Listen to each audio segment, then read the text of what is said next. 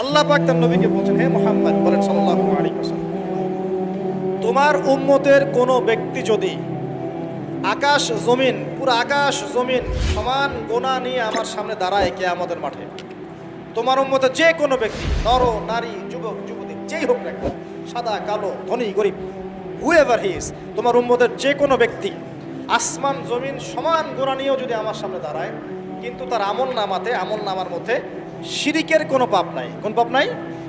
শিরিক তো বুঝি ভাই, আল্লাহর সাথে অংশীদার সাব্যস্ত করা। কিতাবুত তাওহীদ বইটা পড়ে নিয়ে, তো এখানে সব দেয়া আছে। শিরকের পাপ নাই, আসমান জমিন সমান পাপ দিয়ে ভর্তি। আমি আল্লাহ তার সামনে আসমান জমিন সমান ক্ষমা দয়া নিয়ে হাজির হব ইনশাআল্লাহ। মানে আল্লাহ পাক তাকে মাফ করে দিবে ইনশাআল্লাহ। খালি শিরকের পাপ না করলেই আল্লাহ মাফ করবে। শিরকের পাপ কিন্তু অহরহ হচ্ছে।